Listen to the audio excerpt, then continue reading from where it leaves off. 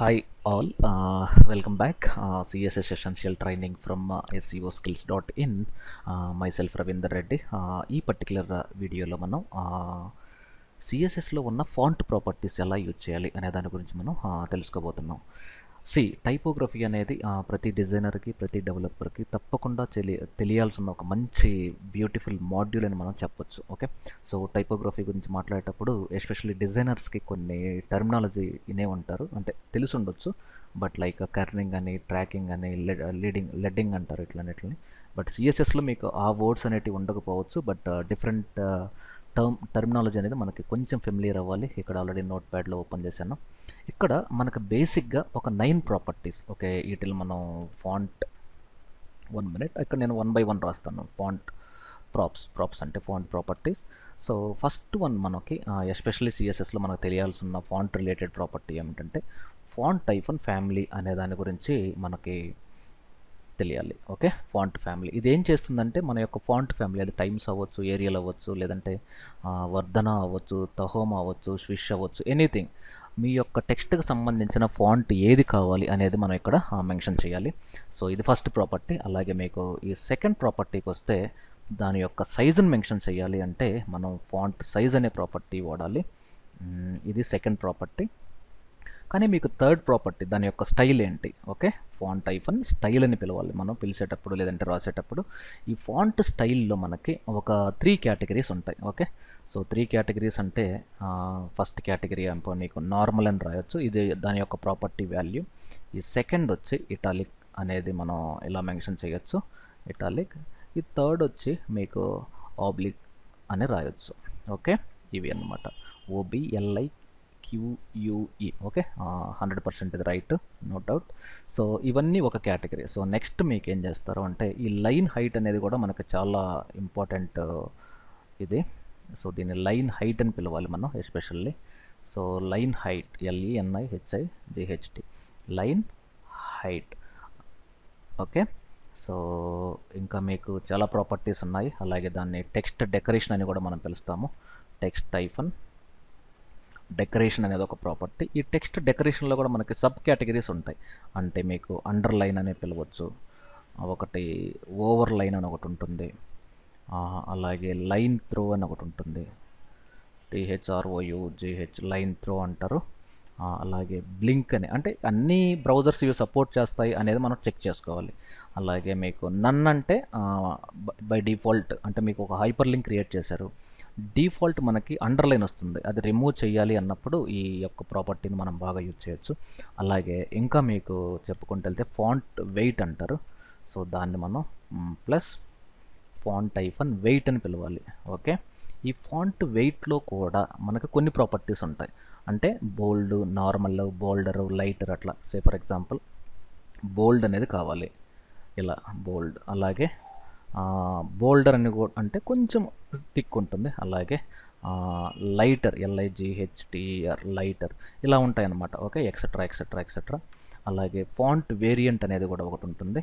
Font hyphen variant, spelling అనేది కొంచెం కరెక్ట్గా ఉండాలి, WARIENT వేరియంట్ అనేది. అలాగే text hyphen transform, text hyphen transform. అలాగే దాని టెక్స్ట్ కలర్ కావాలంటే కలర్. ఇవన్నీ కూడా మనకి ఫాంట్ ప్రాపర్టీస్. అలాగే మీకు లైన్ ఐఫన్ స్పేసింగ్ అని, అలాగే వర్డ్ ఐఫన్ స్పేసింగ్ అని, ఇలా ఇవన్నీ కూడా మనకి సిఎస్ఎస్లో మన ఫాంట్ ప్రాపర్టీస్. ఓకే, సో వీటిల్ని 1 by 1 ఎలా యూజ్ చేయాలో మనం ఈ వీడియోలో తెలుసుకోబోతున్నాం. So take a new tab. మీకు ఆల్రెడీ తెలుసు బేసిక్ స్ట్రక్చర్ ఎలా ఉంటుందనేది. హెడ్, టైటిల్లో సిఎస్ఎస్ ఫాంట్ ప్రాపర్టీస్ ఇలా, దీని తర్వాత టైటిల్, దీని తర్వాత టైటిల్ తర్వాత 1 మినిట్ స్టైల్ ట్యాగ్, హెడ్ని క్లోజ్ చేసేద్దాం ఫస్ట్. దీని తర్వాత బాడీ, దీని తర్వాత క్లోజ్ బాడీ, దీని తర్వాత HTMLని క్లోజ్ చేద్దాం. Okay, fine. సో ఇక్కడ ఏమన్నా తప్పులు ఉన్నాయేమో చెక్ చేద్దాం. HTML హెడ్ క్లోజ్, టైటిల్ లోపల CSS font properties, body open, body close. Fine. ఇక్కడ నేనేం చేస్తున్నానంటే సే ఫర్ ఎగ్జాంపుల్ నేను H1 CSS, ఇది మళ్ళీ ఎందుకు అంత రాయడం, CSS ఫాంట్ ప్రాపర్టీస్, దీన్నే మనం ఇక్కడ ఫాంట్ ప్రాపర్టీస్ అనేది హెడ్డింగ్ పెడదాం. ఓకే, దీన్ని నేను డెస్క్టాప్లో ఫాంట్ ప్రాపర్టీస్ .html అని సేవ్ చేశాను. ఇప్పుడు దీన్ని రన్ చేద్దాం ఫస్ట్ క్రోమ్లో. Okay, fine. ఇన్ కేస్ మీరు ఇక్కడ యూట్యూబ్లో SEO స్కిల్స్ అని కొట్టి సెర్చ్ చేసినప్పుడు ఇన్ కేస్ మీకు HTML తెలియకుంటే ఈ ఛానల్లోకి వెళ్ళి HTML తెలుగులో కొన్ని అప్లోడ్ చేస్తున్నాం. లేదు మీకు ఇది కొంచెం యూట్యూబ్లో సర్చింగ్ ఇది మీకు కరెక్ట్ ఛానల్ వస్తుందో రాదో డౌట్ ఉన్నప్పుడు www.seoskills అనే ఒక వెబ్సైట్లో ఇక్కడ వాచ్ ఆన్ యూట్యూబ్లో ఈ బటన్ క్లిక్ చేసినా కూడా మీకు తెలుగులో HTML ట్యుటోరియల్స్ మీరు చూడొచ్చు. Okay, fine. ఇక్కడ దీన్ని CSS ఫాంట్ ప్రాపర్టీస్ అంటారు.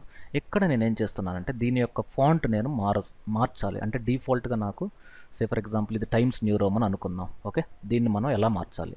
సే ఫర్ ఎగ్జాంపుల్ ఇక్కడ నాకు ఈ యొక్క స్టైల్ ట్యాగ్లో స్టైల్, ఓకే, ఏంటి ఆ ట్యాగ్ వచ్చి H1 అనే ట్యాగ్. ఓకే, ఏం కావాలి? ఫస్ట్ నాకు ఫాంట్ -ఫ్యామిలీ అక్కడ వచ్చేసింది ఆల్రెడీ. ఏ ఫాంట్ ఫ్యామిలీ కావాలి, అది చాలా ఇంపార్టెంట్. మనకు సిస్టమ్స్లో చాలా ఫాంట్స్ ఉంటాయి. సే ఫర్ ఎగ్జాంపుల్ ఈసారి నేను ఏరియల్ తీసుకుంటున్నాను, ARIAL అనుకుందాం స్పెల్లింగ్. దీన్ని సేవ్ చేస్తాను. ఇప్పుడు దీన్ని రీఫ్రెష్ చేద్దాం. సో దీన్నే కాపీ చేసి ఒక న్యూ ట్యాబ్లో పేస్ట్ చేస్తాను. ఎందుకంటే డిఫరెన్షియేట్ చేయవచ్చు ఇప్పుడు మనం దీనికి డిఫరెన్స్ చూడండి. ఓకే, ఇది డిఫాల్ట్ ఉన్న ఫాంట్. ఈ ట్యాబ్లో దాని యొక్క ప్రాపర్టీస్ మనం మార్చాం. ఇన్ కేస్ దీని యొక్క బ్యాక్గ్రౌండ్ అంటే దీని యొక్క సైజ్ మార్చాలి, అప్పుడు నేను ఫాంట్ -సైజ్ అనాలి. ఎంత కావాలి? సే 32 పిక్సెల్స్ ఇస్తున్నాను. Okay, 1 minute, 32 pixels semicolon. ఇప్పుడు దీని మళ్ళా రీఫ్రెష్, F5 అంటే రీఫ్రెష్. 32 పిక్సెల్స్ అంటే అది డిఫాల్ట్ 32 ఉన్నట్టుంది. సే ఫర్ ఎగ్జాంపుల్ నేను 24 పిక్సెల్స్ ఇస్తున్నాను.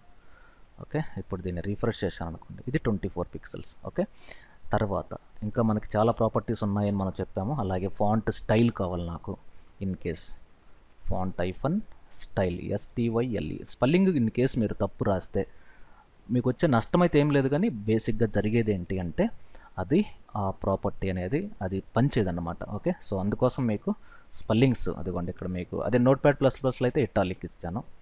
సో ఇక్కడ నేనేం చేస్తున్నానంటే F5, ఇదిగోండి ఇది ఇటాలిక్ వెళ్ళిపోయింది. ఇది యాక్చువల్గా ఇంతకు ముందు ఉండేది, ఇది ఇటాలిక్ వెళ్ళిపోయింది.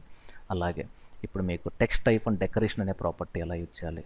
సో TEXT డెకరేషన్, ఇదిగోండి ఆల్రెడీ వచ్చేసింది ఇక్కడ డెకరేషన్. ఏది కావాలి? ఓవర్లైన్, అండర్లైన్ ఇద్దాం, అండర్లైన్. ఓకే, దీన్ని Ctrl+S, దీన్ని మళ్ళీ రీఫ్రెష్ చేసామనుకోండి, ఈ అండర్లైన్ అనే ప్రాపర్టీ ఇది అండర్లైన్ వస్తుంది. ఇన్ కేస్ మీకు ఓవర్లైన్ కావాలి అంటే ఓవర్లైన్ అంటే దీన్ని కొంచెం కామెంట్ పెడదాం. ఇట్లా దీన్ని కామెంట్ అంటారు. సో దీన్నే కాపీ చేసి ఆ కోడ్ ఇప్పుడు ఎగ్జిక్యూట్ కాదన్నమాట, ఎందుకంటే కామెంట్లో రాసిన కోడ్ ఎప్పుడు కూడా ఎగ్జిక్యూట్ కాదు, ఓవర్లైన్.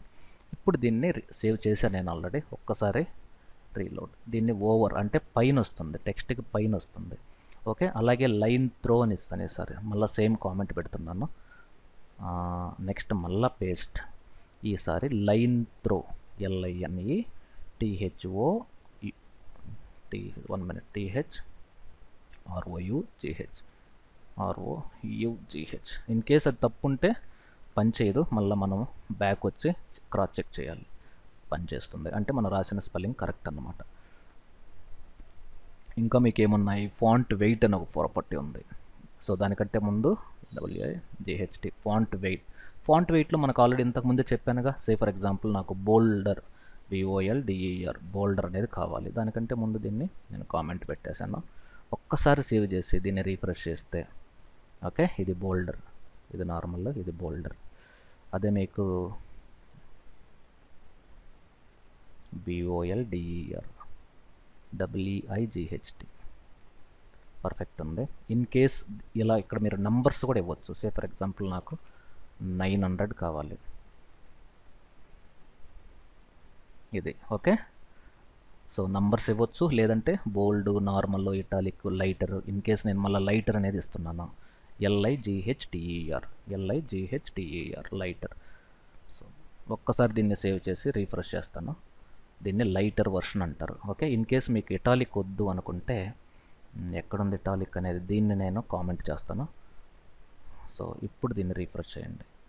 ఓకే, దీన్ని లైటర్ వర్షన్ అంటారు. ఓకే, అలాగే టెక్స్ట్ టైఫన్ ట్రాన్స్ఫార్మ్ కూడా చాలా బ్యూటిఫుల్ ప్రాపర్టీ యాక్చువల్గా. సో అప్పర్ కేస్ కావాలి నాకు, text hyphen transform, transform, TRANSFORM transform. ఏది కావాలి? ఫర్ ఎగ్జాంపుల్ నాకు అప్పర్ కేస్. ఇప్పుడు దీన్ని రీఫ్రెష్ చేస్తే ఇక్కడ అప్పర్ కేస్, స్పెల్లింగ్ తప్పు ఉన్నట్టుంది, TRANSFORM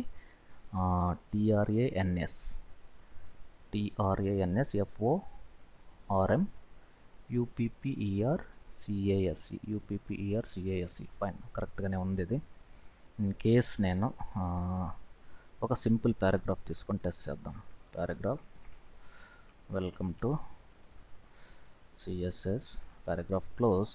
ఈ ఒక్కదాన్ని ఈ పారాగ్రాఫ్ ట్యాగ్ అసైన్ చేసి చూద్దాం. ఓకే, సో దీన్ని ఒక్కసారి నేను డిలీట్ చేసి ఇక్కడ నేను టెక్స్ట్ టైఫన్ ట్రాన్స్ఫార్మ్. సో ఒక్కసారి నేను రీఫ్రెష్ చేస్తాను, రావట్లేదు. Text hyphen transform upper UPPERCASE upper case. 1 minute. Upper case రావట్లేదు. ఓకే, క్యాపిటలైజ్ చూద్దాం. సెకండ్ ప్రాపర్టీ CAPITI, స్పెల్లింగ్ పర్ఫెక్ట్గా ఉండాలి. CAPITLIZD అనుకుంటాను. 1 minute. క్యాపిటలైజ్. ఇది బేసిక్. ఇది CSS అనేది బేసిక్గా స్పెల్లింగ్స్ కొంచెం కరెక్ట్గా ఉండాలి. అదే మీరు IDE యూజ్ చేస్తే ఈ ప్రాబ్లం అనేది మనకు రాదు. CAPITALIZD perfect, 100%. No. So text hyphen transform NS అండి. ఓకే, సో తప్పు జరిగింది మనకు ఆల్రెడీ. ఫైన్, ఇక్కడ క్యాపిటలైజ్ అప్పర్ కేస్. ఈసారి అప్పర్ కేస్ చూద్దాం. UPPERCASE upper case. ఇదిగోండి, ఆల్రెడీ వచ్చింది ఇక్కడ. ఇప్పుడు చూద్దాం. ఒక్క సింపుల్ లెటర్, ఇదిగోండి ఇప్పుడు పర్ఫెక్ట్ పనిచేసింది. సో ఇప్పుడు దీన్ని నేను కాపీ చేసుకొని ఇప్పుడు ఇక్కడ పేస్ట్ చేస్తే 100% పనిచేస్తుంది. Okay, fine. ఇప్పుడు నేను దీన్ని రీఫ్రెష్ చేశాను. ఇది ఓకే. సో ఇవన్నీ కూడా మనకి especially text properties. Okay, so text ప్రాపర్టీస్లో మళ్ళీ మనకి ఏమేమి ఉన్నాయి? సో వన్స్ అగైన్ ఇక్కడ మీరు చూసారు అంటే, సో ఇవన్నీ కూడా ఫాంట్ ప్రాపర్టీస్లో font family, font size, font style. Font స్టైల్లో నార్మల్, ఇటాలిక్, ఓబ్లిక్, అలాగే లైన్ హైట్. లైన్ హైట్ అనేది బ్యాక్గ్రౌండ్ కలర్ ఇచ్చినప్పుడు బాగా పనిచేస్తుంది. అలాగే టెక్స్ట్ డెకరేషన్లో అండర్లైన్, ఓవర్లైన్, అలాగే లైన్ త్రో ఉంది, అలాగే బ్లింక్ ఉంది, అలాగే నన్ ఉంది. అలాగే ఫాంట్ హైఫన్ వెయిట్ అనే పర్టికులర్ ప్రాపర్టీస్కి bold, bolder, italic plus numbers ఉన్నాయి. ఓకే, ఇక్కడ మీరు నంబర్స్ ఇవి కూడా యూజ్ చేయొచ్చు. అలాగే ఫాంట్ వేరియంట్. ఓకే, ఈ ఫాంట్ వేరియంట్లో మనకి ఏం జరుగుతుంది అంటే బేసిక్గా ఇక్కడ మీకు స్మాల్ ఐఫన్ క్యాప్స్ అని ఒకటి వస్తుంది. అది మీరు ట్రై చేయండి. స్మాల్ ఐఫన్ క్యాప్స్ అని ఒకటి ఉంటుంది. రెండోది మీకు అవసరం లేదనుకుంటే నన్ అనేది ఒకటి ఉంటుంది. ఓకే, ఇది. అలాగే టెక్స్ట్ ఐఫన్ ట్రాన్స్ఫార్మ్లో మీ ప్రాపర్టీస్ ఆల్రెడీ మనం చూసాం. ట్రాన్స్ఫార్మ్లో upper case, lower case, capitalize ఇవన్నీ కూడా ట్రాన్స్ఫార్మ్లో వస్తాయి. అలాగే దాని colour, line spacing, word spacing ఇవి కూడా మీరు ట్రై చేయొచ్చు. Okay, this is all about CSS font properties. కానీ ఇవన్నీ తెలిసిన తర్వాత అంటే font properties, background properties, block properties, box properties, border properties, list properties, position properties, అలాగే ట్రాన్సాక్షన్స్, ఇలాగే ఎక్స్టెన్షన్స్, ఇవన్నీ కేటగిరీస్ అన్నమాట. ఇవన్నీ కూడా ఒక్కసారి కంప్లీట్ అయితే అన్నిటిని యూజ్ చేసి మనం ఒక సింపుల్ లైవ్ ప్రాజెక్ట్, ఒక కంప్లీట్ వెబ్ పేజ్ యొక్క హోమ్ పేజ్ ఎలా చేయాలో చూద్దాము. సో ఆ వెబ్సైట్, ఆ యొక్క ప్రాజెక్ట్ చేయాలి అంటే ఈ యొక్క ఫౌండేషన్ స్కిల్స్ మీకు తెలియడం అనేది చాలా important plus useful. Okay, so thank you very much for watching SEO skills, CSS essential training. Take care, have a nice day.